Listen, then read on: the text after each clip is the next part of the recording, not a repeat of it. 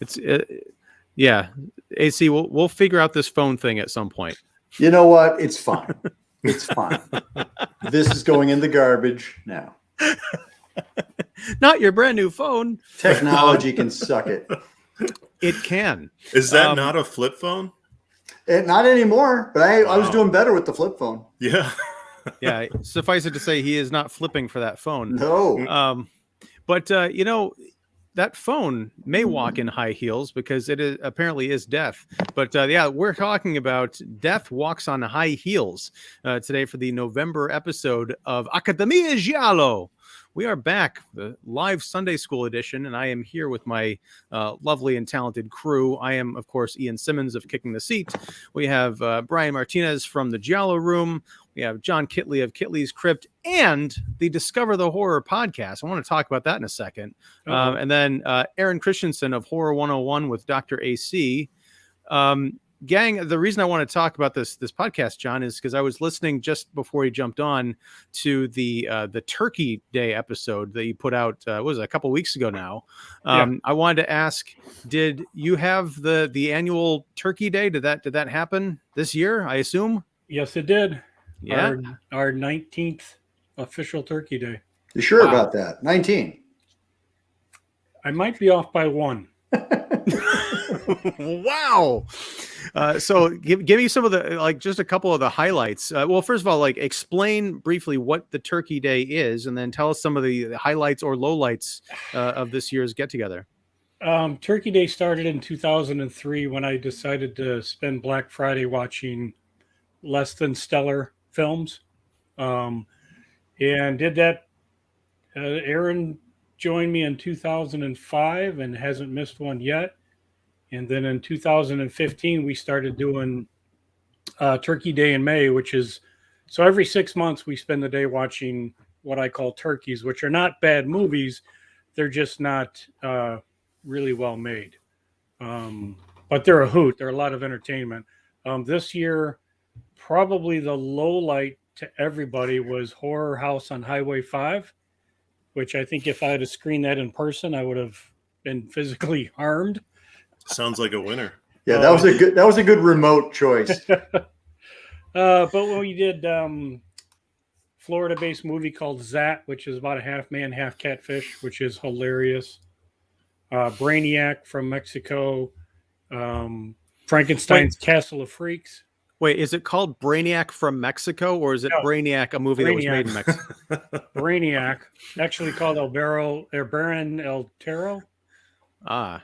The Baron of Terror. Yeah, I like Ian's title much better. Yeah, the Brainiac from Mexico is the sequel.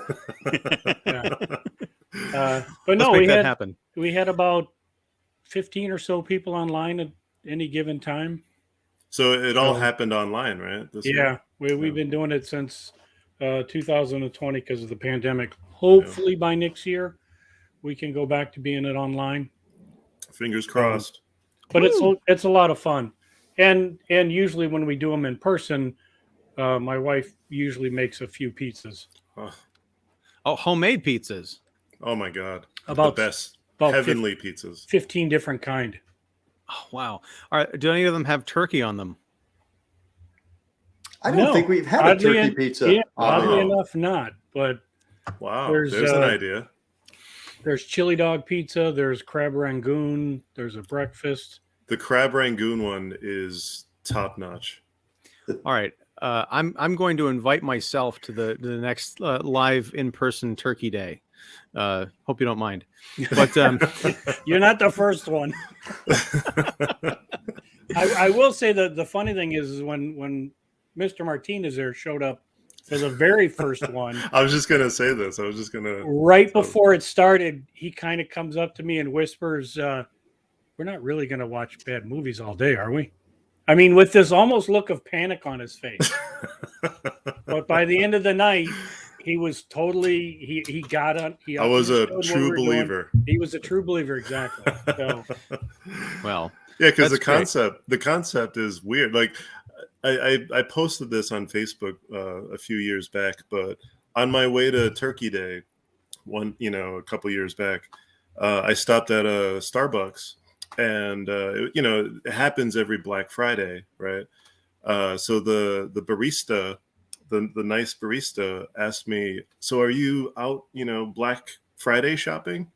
I was like, "No, actually, I'm on my way to my friend John's to watch a bunch of awful movies." Now I say awful movies for the layman, right?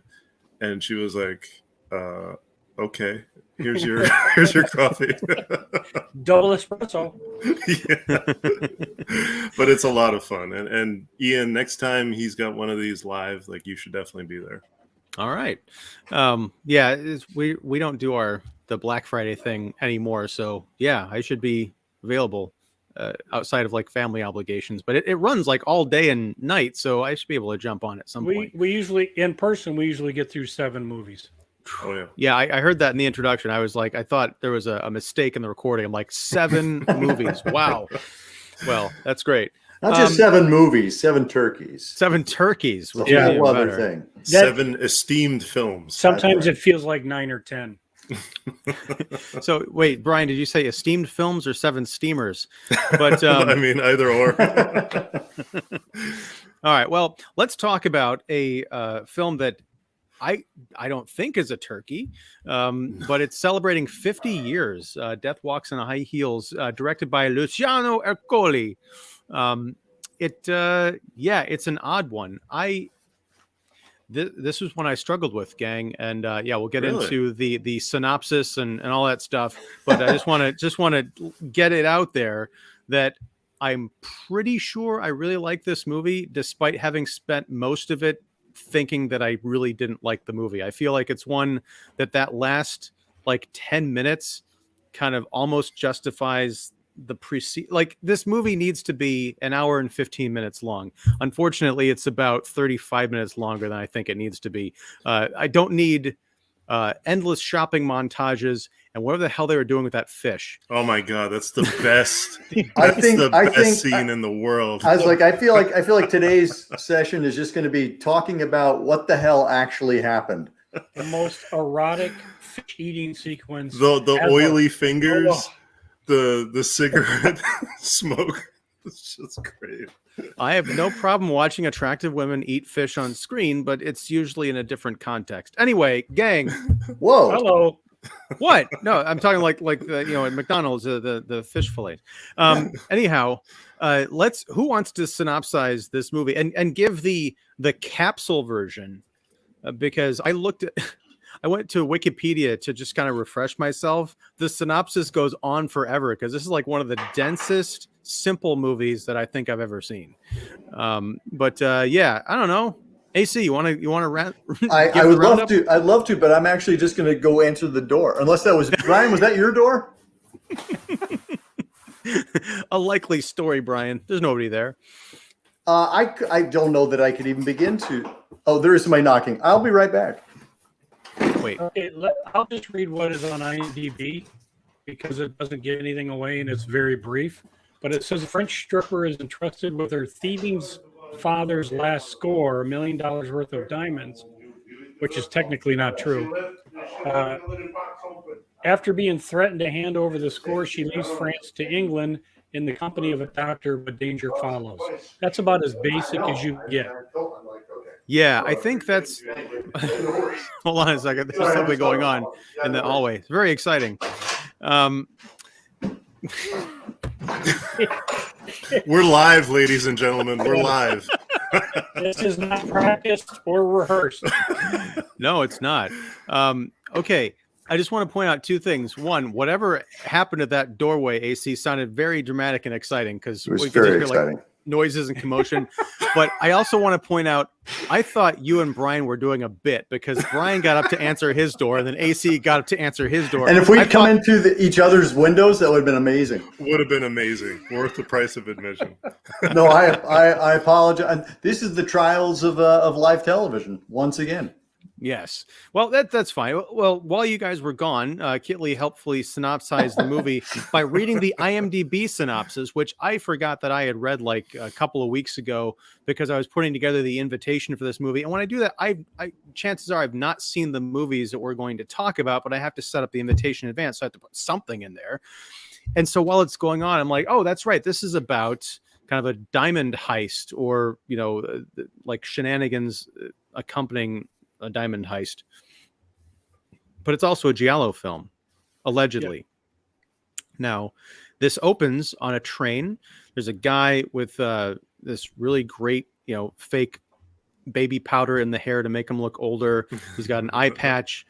Much like you guys, he opens the door to his cart because someone comes a rapping. But no, he gets a knife right in the throat. Yeah, go ahead, Brian. I just want to make a correction. I didn't answer my door. All I did was I wanted to put a little J and B into the frame like you do.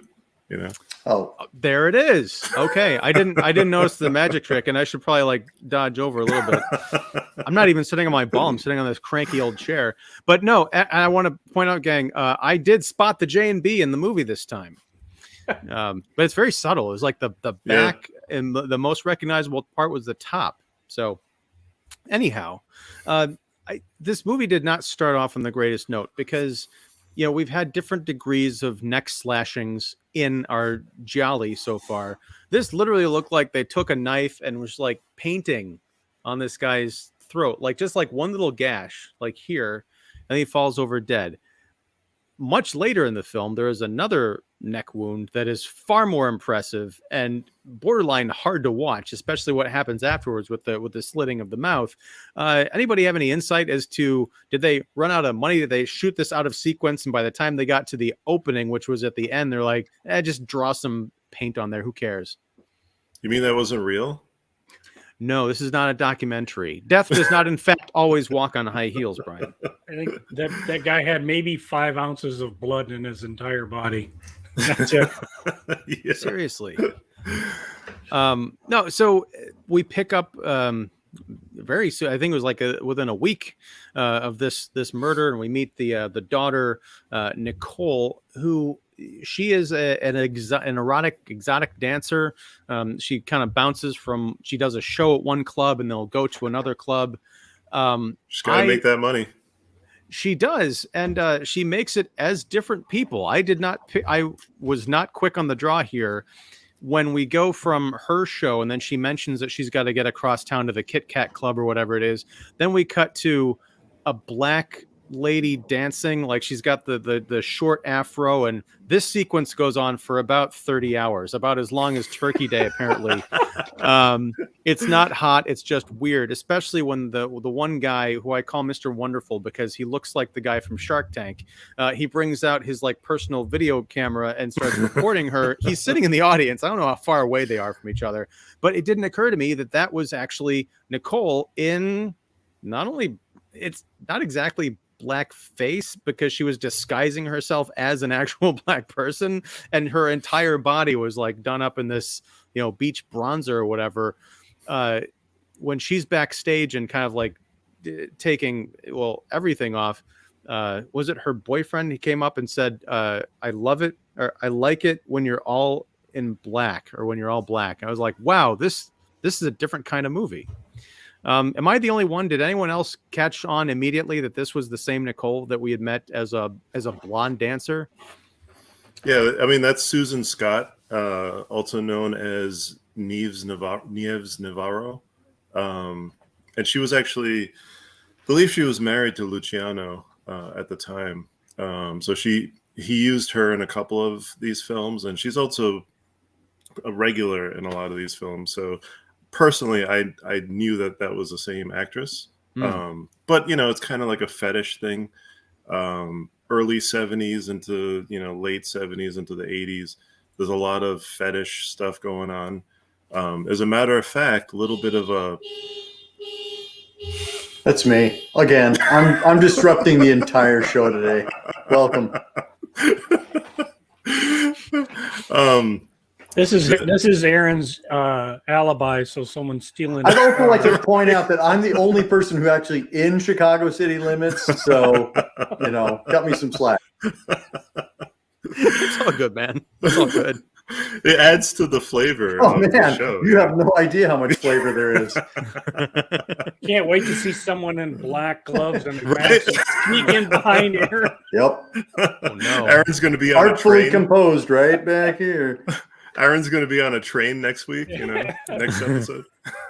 Don't open that door. All right, Brian, you were saying.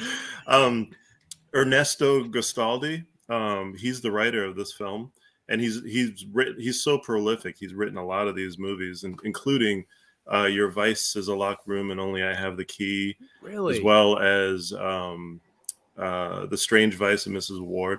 So he uses fetishes a lot in his films, and this is no exception. So I think this is sort of like one of those subtle references to fetish.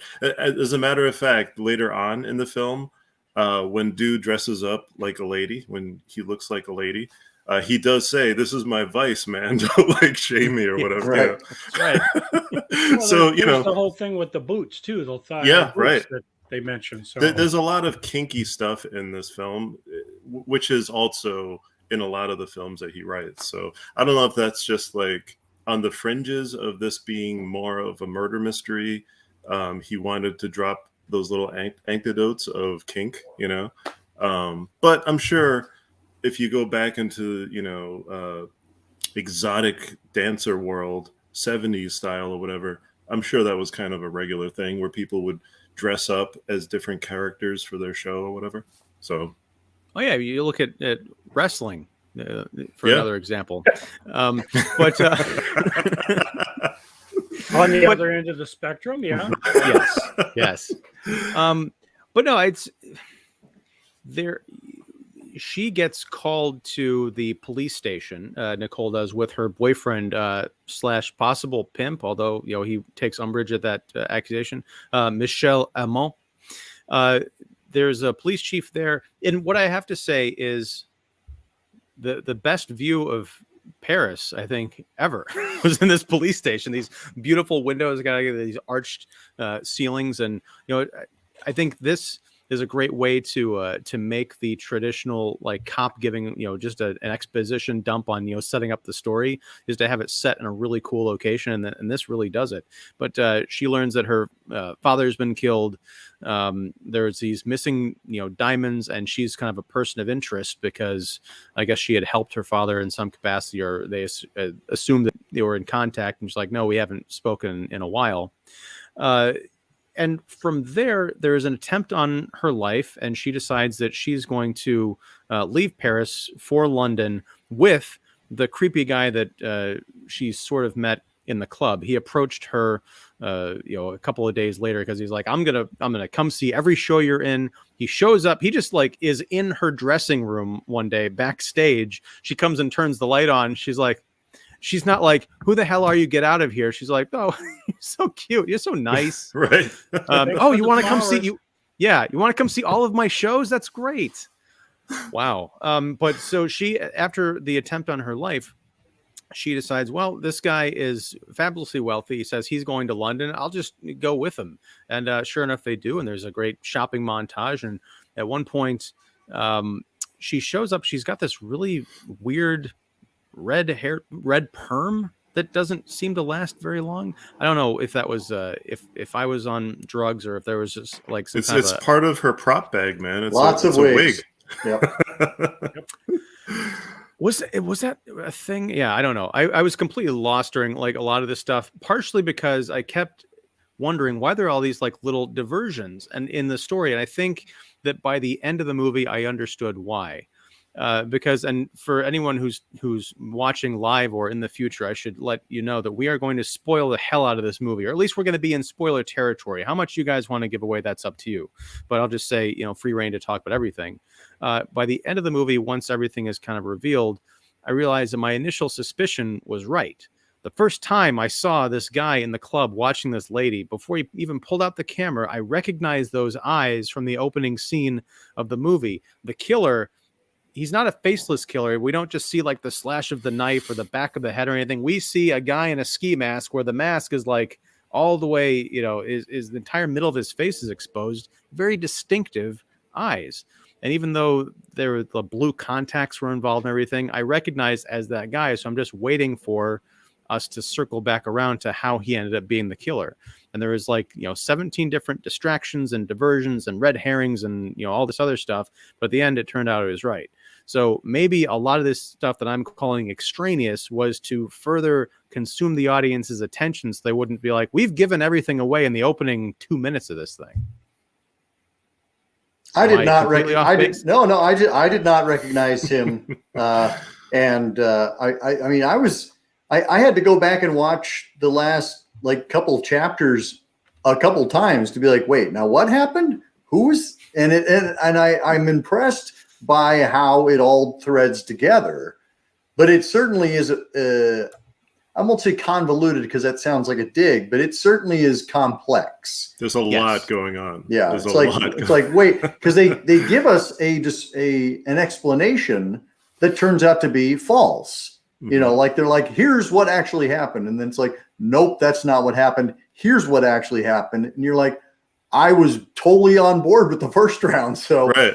If it hadn't been for that goddamn fisherman, he would have gotten away with it. That's right. Once again, fish will get you in trouble. Oh man, this movie it's got a lot of fishy themes to it, right? It really, really does. Now, Aaron, we talked about the Saw movies last year, and I'm thinking about this. Was this some kind of a progenitor for the Saw franchise? Because not necessarily in the torture porn kind of element to it, but I think it was in Saw 3, there was a whole brain surgery thing. There is an eye surgery bit here. Right. That I think is just meant to make people squirm. It's not really a suspenseful thing. It's just this Dr. Matthews character, the creepy guy who ends up taking Nicole away to London. He is a medical doctor, I guess, an eye surgeon. He performs eye surgery on this guy named Smith. What? I'd also like to point out that his surgery is simply cutting the guy's cornea open and leaving it. I'm like, wait, are you going to do anything else? You're just going to cut a hole in the guy's eye, and that's pretty much it. He bandaged it up and said, don't take off these bandages. Don't worry, you won't be able to see anything else ever again. I think he was just taking a contact off. And it looked like he had mayonnaise all over his eyes. And I was like, you need a doctor, and not this guy. You're going to go blind. Well, it looked like he had the mustard from the sandwich around his eyes because it was all like yellow and jaundiced and stuff. Now, the cool thing about that, though, is like, so he's an eye doctor, and he's doing all this stuff, but everything is linked. Like what AC was saying, it's so impressive in this film how every little detail is linked to each other. There's no like detail that's squandered or whatever. Everything is kind of working within each other. Yeah, the guy is injured. The guy he's working on, he's blind. Because of a blowtorch. And how he gets blinded is pretty impressive. Oh man, how would that suck to be? You're on a heist and like your buddy, here's the alarm, it's like it's worse than being like standing next to a guy at a urinal. It's like, whoa, dude, watch it with that thing. Like meanwhile, he's trying to crack the safe with the blowtorch, right? Like, and then like the alarm goes off, and then like blinds himself with the blowtorch somehow. Like it's just crazy. Getting a hot blowtorch to the eyes is only just going to blind you, right? Not completely melt your eye socket. No, right. His face. And you know how to fix that is you just cut a hole in it because it just chars over. Mm-hmm. I like to think that it wasn't so much the burn, it was just like the brightness, because it was really quick, and it was almost an Austin Powers kind of moment where they're like, oh, there's the alarm or something. A guy like, oh, and then just like this. Yeah. Wow. And it's like, well, carry on. I'll just stand over here blind. Right. If you can help lead me out when we're done. All we can be thankful is that Aaron does not have a blowtorch going right now. Because between the car alarm and the door knocking, I mean, somebody could have gotten we still got time. Well, I like to think that Smith, in between him getting wounded in the heist and, circling back to be treated by Dr. Matthews, someone asked him, my gosh, sir, how did you lose your eyesight? And he got to say, I was blinded by the heist. Sorry. Nice. That's the last time I will sing, possibly on a live stream ever. But then I'll go 1,000 miles for a terrible joke. But no bet there. Yeah. No, but I gotta say, but getting back to the whole Saw thing, there's this idea of having a scene that is really graphic and really gruesome and kind of like squirm-inducing, but not to evoke any kind of a horror response. It's just straight surgery. And we got some Right. of that in Saw, and also the idea of you get to the end of the movie and you think everything is resolved and you have an explanation, but then all of a sudden it's like that da da da da da da da, and they kind of go back and retcon the entire thing to show you what really happened. He sang I don't know if again, there's folks, by the way. Right. no, that Uh, was a melody. I don't think that's quite. There were no lyrics. take Did a you shot use at an A&B. instrument or did you use your voice? My voice is an instrument. Sorry. Terror. Yeah. Anyway, so well, let me. What was your guys' all reaction to this movie the first time you saw it? Because I feel like I need to watch this again now that I know how it all plays out to find out if I really am still annoyed by a lot of this kind of superfluous stuff. Because there's a good half hour of this thing where I'm like, again, how many times can you go shopping? You're eating fish, all of this other stuff. I guess I'm used to just not necessarily movies that are leaner, because we've certainly talked about some films that are just about as dense as this, but it seems like there's usually more of a forward motion and not just all stuffed in at the explanation at the end. If I can jump in there, because this was the first Yes. time I'd seen it. Oh, and This is the first time? This is the first time. Yeah, which is why I was keen to follow up your nomination. I was like, yeah, I would like to check this out. I haven't seen the other Ercoli films either. I need to see Nice. Suspicious, Lady Above Suspicion, and Death Walks at Midnight. I need to see both of those still. But anyway, so I think what you're referring to, Ian, I kind of checked out at one point, and that's when all the information started coming in. And I was like, wait, what? Wait. And that's why I had to go back, because I think like my brain had kind of shut off going, I'm just going to keep getting all these, these red herrings, and I can't keep up. And I was like, okay, at some point they will explain this. But even their explanation is so dense that you're like, wait, what? What happened? So that was, I feel like I can relate to you, but I also feel like I appreciated it once it did all kind of click into focus. Yeah, I'm there with you. Brian, what did you make of this the first time you saw it? How many times have you seen this thing? Okay, so interesting. Like I've always been saying, back when I worked at that music store, the box set for I think it was No Shame Films put out the Death Walks box set originally on DVD, and so I ordered it, and it came in, and I watched it, and I wasn't too keen the very first time I watched it. I was like I said earlier in one of these shows, I was more keen into like stuff going on, guts, gore, all that kind of stuff. So fast forward years later to when Arrow put this out the first time on Blu-ray, because they have a habit of keep releasing the same films like every couple of years. So this one actually came out, I think, a couple of years ago, or maybe due for another re-release on Super HD, high definition, whatever. So I watched this with John, I don't know, maybe 4 years ago or something. I forget when it was. And it was one of those deals where like, I think we had just watched a bunch of movies together, and then it was kind of going later into the night. So we decided to put this on. And we were just so like awestruck with, and maybe I'm just speaking for myself, but I'm pretty sure John was like on the same page in terms of just the complexity, the story, the character performances, the wackiness going on in the movie. Like at one point I mentioned to John that the what's his face reminded me of Jimmy Kimmel, and he was like, I can't see this movie any other way or whatever. Who was Jimmy Kimmel in this? Was it Michelle? The doctor, the eye doc, the culprit of the movie. Like, wow. Yeah, I don't know. Like something about him just reminded me of Jimmy Kimmel. So like, but anyway, like it was just one of those experiences. After we were done watching the movie, we looked at each other and were like, this is a hell of a good movie. And so I didn't give it the attention it deserved the first time around. I think like when John and I sat down to watch it that time, it was just like it struck us in a certain way or whatever. I don't know if it was because of present company and we were cuddling with each other when we were watching the film or whatever. Sure. But it was just a good time. So. Well, who wouldn't have a good time with those knee-high boots? But John, when was the first time you watched it?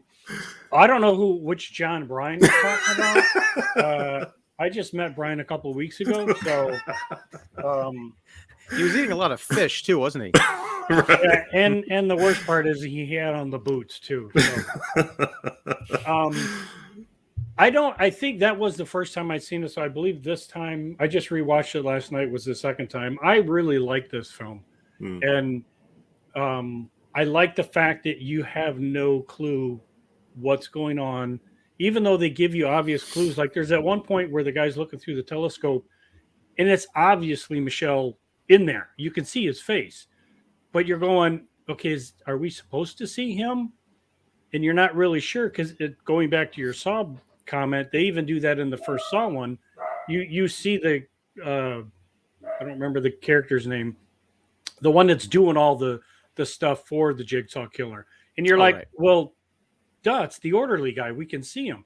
So in this one, you see the different characters, and they lead you down different paths, only to tell you, no, it's over here. Look over here, and it goes in another direction. So they completely tell the ending of what happened, and then in the last 10 minutes, nope, that's not what happened. This is what happened. So I love the fact that the story is that intricate, like you guys mentioned before. Every scene in there has something to do with something else. Yeah. I also like the fact that when the police tell her that your father's been murdered, she's like, oh. Yeah. I mean, not 1 ounce of regret, sympathy, sadness, happiness, just, oh. Yeah. Well, I haven't. And then she's like, it's been a long time since we talked to him. I think it was a month ago when we last spoke. It was 2 months, right? Because it's almost like the way people refer to things on the internet today. I'll be watching a YouTube video like, oh yeah, we talked about that movie like forever ago. It was like Tuesday. But no, I think this is my issue. There's like 4 different movies going on here, and I like all of them. But the thing is, it's almost like a choose your own adventure. Like once it starts splintering off, I'm following this other storyline, and then I kind of get yanked back into this other storyline. Like, oh, that's right. This was all about a diamond heist. Oh, that's right. This isn't just Pretty Woman, because for a good 20 minutes, this is like all about Dr. Matthews and Nicole, and then kind of like going from just being a sugar daddy to really apparently having feelings for each other. And then it gets back into the murder because there's someone kind of stalking, the various characters. It all works, but I just never was quite sure where I was. I was kind of checked out too. It didn't help that I watched this movie instead of just like renting it on Amazon for $4. I decided to go the free route and watch it on Tubi, I think, but it was with commercial interruptions. So every 15 minutes I got up to go pee because like, well, I've got 2 minutes of commercials. I'm not going to buy any of these products, but I might actually buy the Arrow Blu-ray because I think it's on sale. I would also like to say that this is another Giallo that there's not one character in here that you sympathize or care for. Everybody in here is pretty much a shit. Fisherman, got to stand up for the fisherman. I'm talking main characters. He could have been from Maine. This was set in Maine? The doorman, he was great. I really liked the doorman, but other than that, no other characters you could give a shit about. This is true, and it is kind of sad that the Dr. Matthews character. I liked him for a good portion of this movie. He starts off as kind of creepy and then sort of sympathetic, and then you find out that he's not such a nice person. And you find out he's really not a nice person. So yeah, it is. Not only are there bad characters, there are characters who you think could be redeemable, and they're just not. I will say the inspector's assistant. Oh yes. I really felt bad for that guy because he was always like trying to do something, and the inspector was like, no, like Meanwhile, like the inspector isn't the greatest inspector in the world, but I felt like I could have watched an entire series based on those two guys. Yeah, I would totally watch that show. Oh my God. Because I love those two. And man, the inspector actually does pack a pretty impressive karate chop. Yes, Yeah. he does. There is so Totally. much judo in this movie. So Oh my much God. judo, so much slapping. Like He it was does great. that little like a 2-inch punch and then Yep. follows it up with a judo. That's pretty impressive. What I love, it's not even just that one character who's doing the different chops. There's like different characters and different fight scenes that are happening in different locations. They're all just like something about England by way of Italy, because a lot of this movie takes place in Italy or England, except everybody's speaking Italian, which I thought is wonderful. But yeah, those detectives, that's actually the fifth movie. And theirs is kind of a love story. Like there's that really Yeah. great especially in the Very last, good. especially at the So last good. minute where you're like, are they going to cut? Are they going to That cut? Are freeze they going to frame? kiss? Are they going to? What's going to happen here? The way they're staring at each other and that freeze frame. So Oh my good. God! But it's so not a good. freeze Chef's frame. kiss. That's the thing. It's not a freeze frame. It's not a freeze frame for the longest time. They're just holding Right. that shot, and I'm like, oh my God. I didn't even pick up on that. That's some that's some police squad stuff right there. Wow. Also, is there some significance to the fact that no one can open that damn sliding gate that's on that estate? Yeah. Well, it tipped us off that the wife, Right. had been there before because she knew how to operate it. Right, which was the First setup try. the cop did, and then he later forgets, Yeah. Right. which really then just blows his theory that, well, she obviously has never or been here before. Right. I understand that it's important in that respect. I guess I was just kind of marveling that I've run into these kinds of things all the time, whether it's a Literally. gate or a or a door or some piece of technology that's like super simple to get into, but it's not obvious right at the moment. This is it's a great little bit of insight on the screenwriter's part to take something, that little everyday annoyance and make it key to the story. Yeah. I thought that was pretty cool. I also like the boyfriend Michelle vomiting out a window onto a cop who doesn't notice at all. He's He a very notices, but stiff upper lip. just Yeah. oh well. He kind of looks. He's just like sitting there looking around from side to side. Not You know like what? this It's just patter another of yellow Tuesday curry. for that. It's just Right. another Tuesday for him. He's like, okay, yep, here we go. This But is what happens.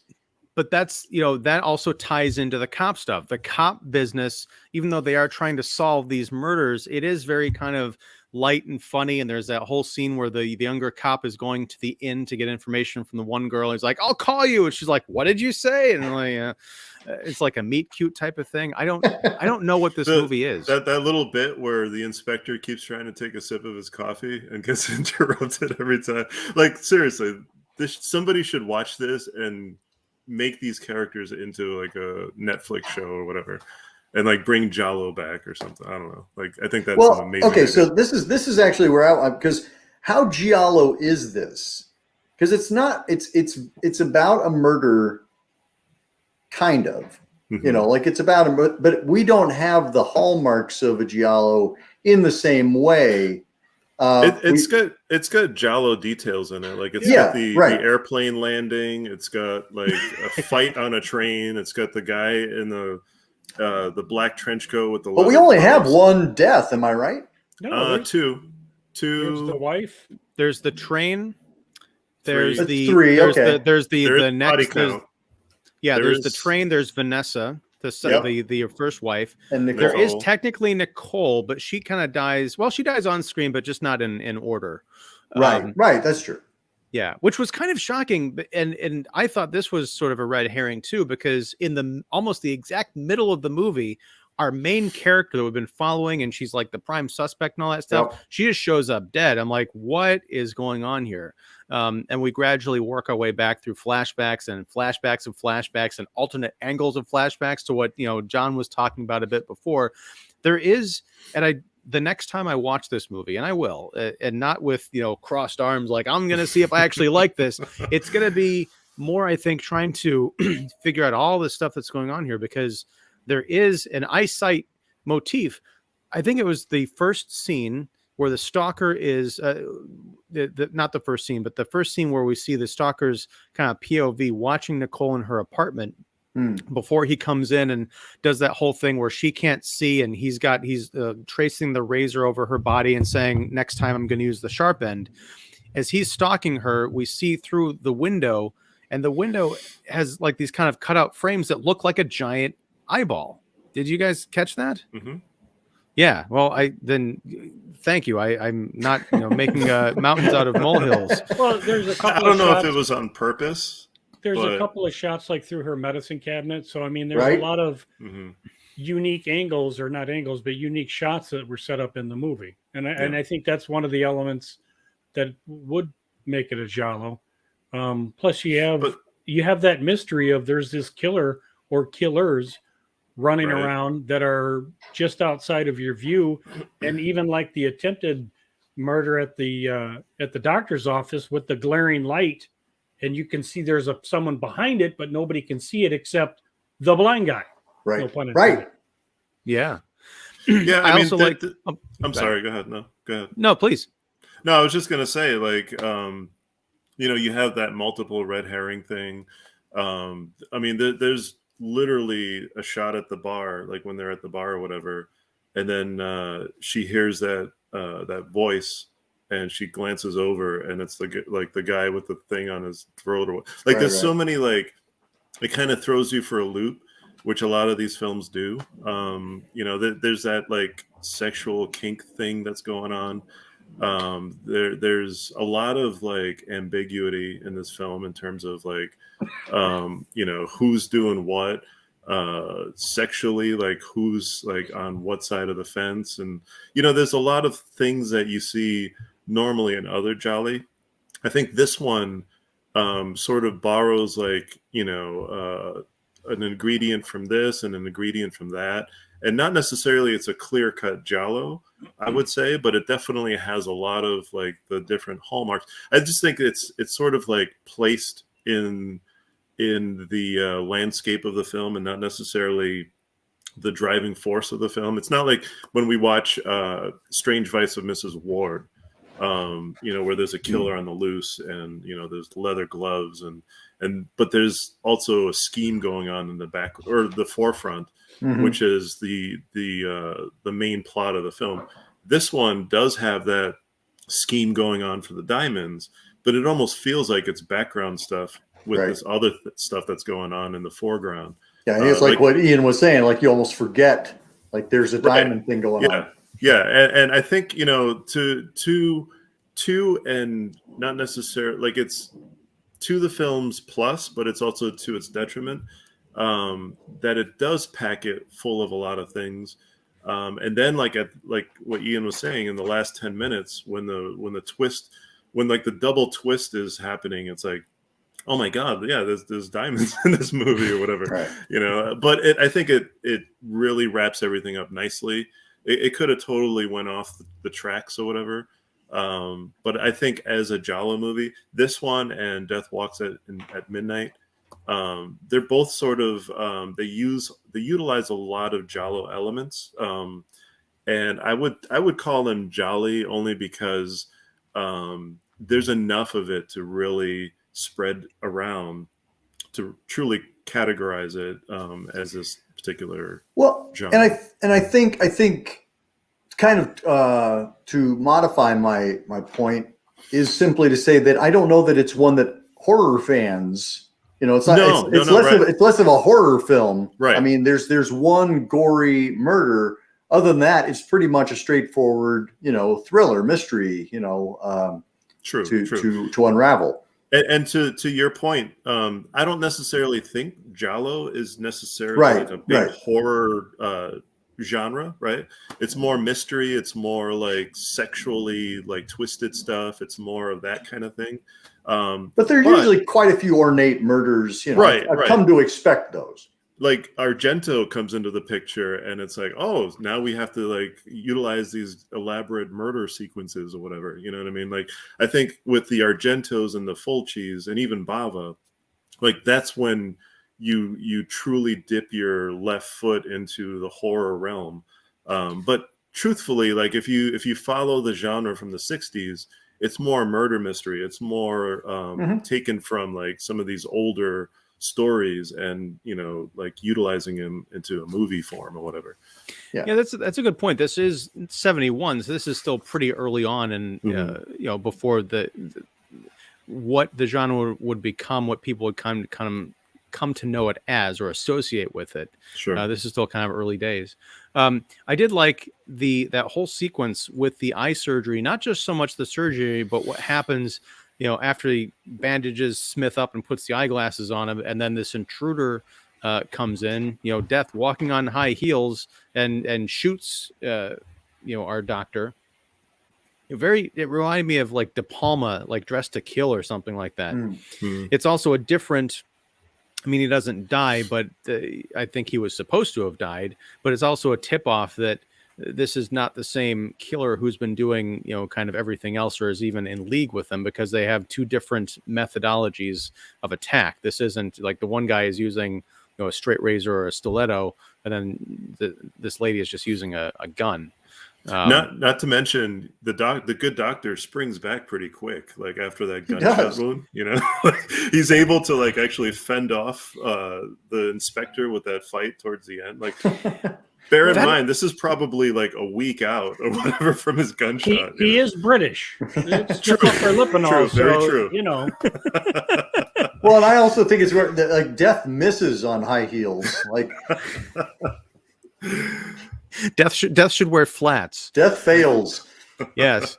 But yeah, that's actually a great point, Brian, about the time, because I don't think this is a flashback. I think this is in real time, but after Nicole is dead and Vanessa is back in the picture, Vanessa and the doctor kind of reconcile. They're kind of talking about being estranged, and they're going to try and be better towards each other. I'm like, when did this happen? This all seems very, very fast. It did a lot of time elapse, but no, it's all happening within the same it feels week. Yeah, like it feels like it's been a week, like when he's like, which is hilarious if you think about it. He's like, I could not resist her, and then they reconcile or whatever after like 2 minutes of like dialogue or whatever.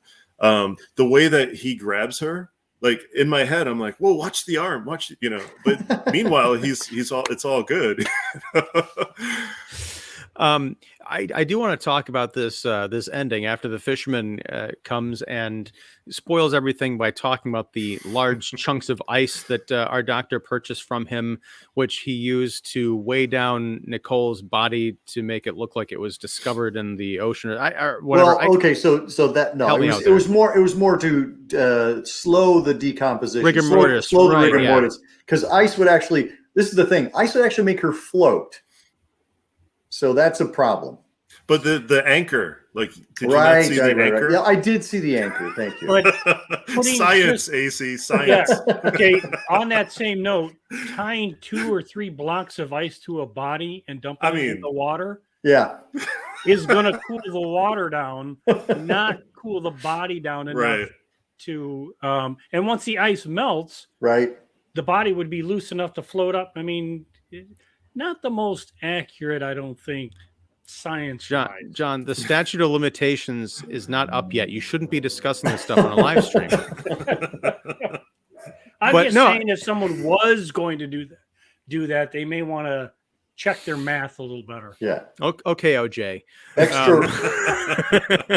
I will say, like, the fact that like that sort of love sequence with the fish and the cigarette smoke in the air or whatever, the fact that it's actually technically connected to the entire film, to the entire plot, right? Like she's probably eating the same fish that the ice was delivered in, that she's about to be like, my God, submerged. And then at some point, those same fish are going to be eating her. Mm-hmm. Oh my God! Like it all comes full circle, bro. But no, like I like those details. And, like, not for nothing, the montages where they're shopping and he's looking lovingly at her, it almost makes you feel like, man, like he has it in him to like murder her over these diamonds. Like you could tell like he was truly into her. But yeah, like I think it all kind of works together. Maybe they pack a little too much of the, trying on outfit montage or whatever. But I think like as a whole, this film just made me smile all the way through. Like, it's just one of those films that just hits me in my little Giallo spot or whatever. Your G spot? Hey! It took us a long time to get there. Of course, it usually does. Oh, my. Oh, God. Well, Well, I gotta say this movie has like rocketed up in my estimation since talking to you guys about it. I do want to what I had started to say earlier before we got talking about the mechanics of the ice and murder was I did love the kind of the interrogation at the house where the doctor is completely caught and he knows it. And you think he's just going to kind of go along quietly because they're all just like, it's not a tense scene. He's just like hanging out, explaining everything like, yeah, and then I did this and then this happened. And yeah, I killed her, whatever. And like, wow, he's awfully chill. But he's like, oh, by the way, those diamonds that you picked up from those weird diamond-esque socks in the bedroom, those aren't the actual diamonds. Those are fakes. The real ones are over here in the mantle. Here, let me show you. Yes, not like police work hey, there. Right. Instead of like, yeah, hey, Detective Benson, why don't you go over and retrieve them? It's like, oh, only I can get this pistol out of the mantle.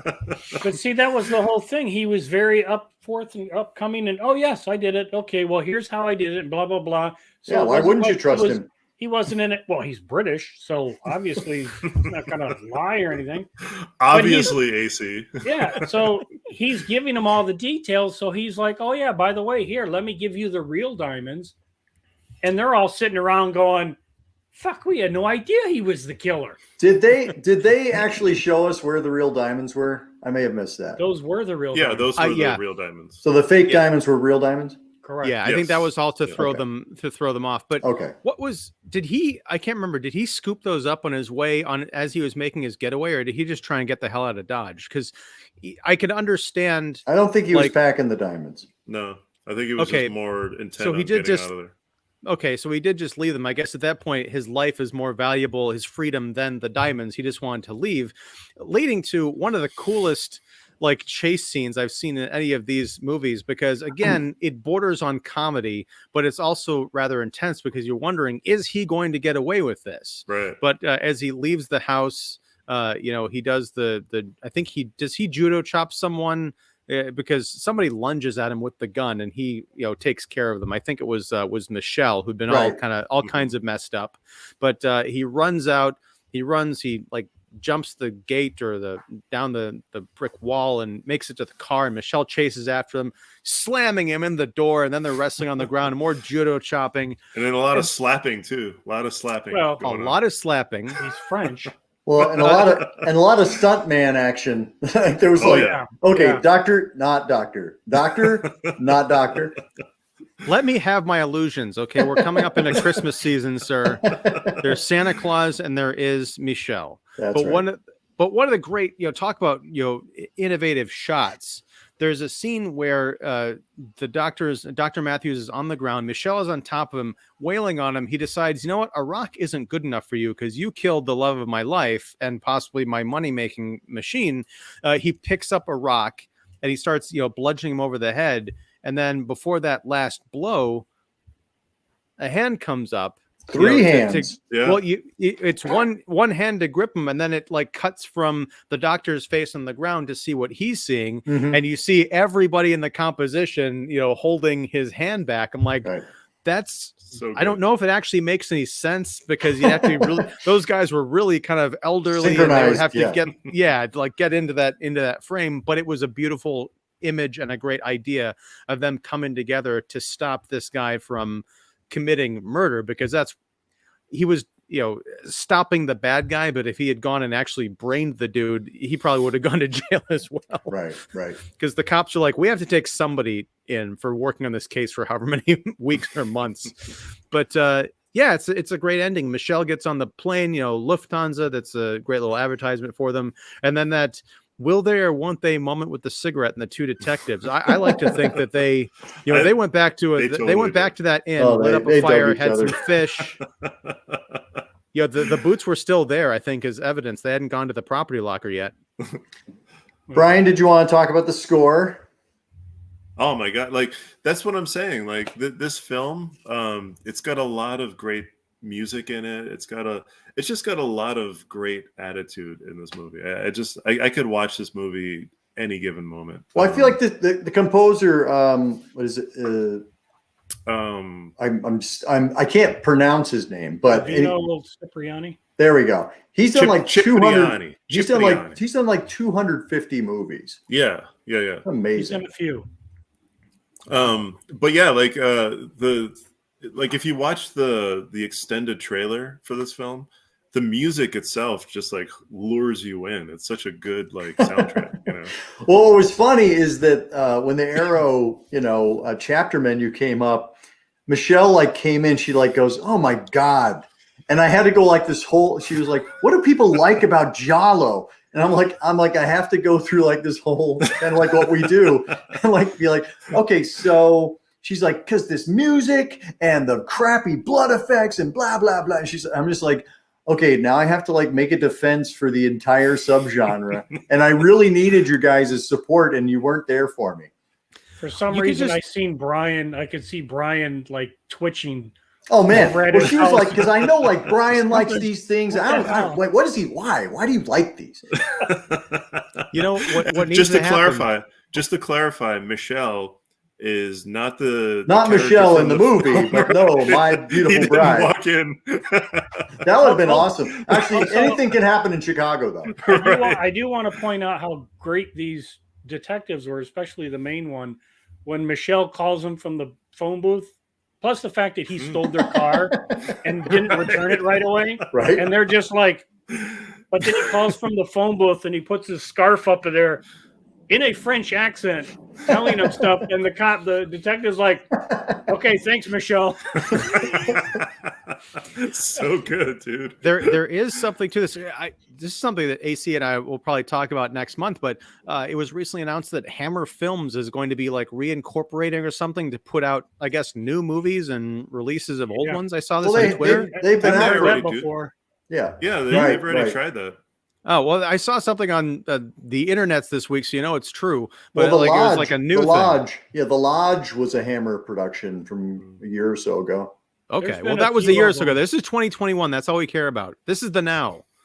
There's a lot of announcements, but things never seem to happen like they say, unfortunately. The hammer never falls? Unfortunately, no.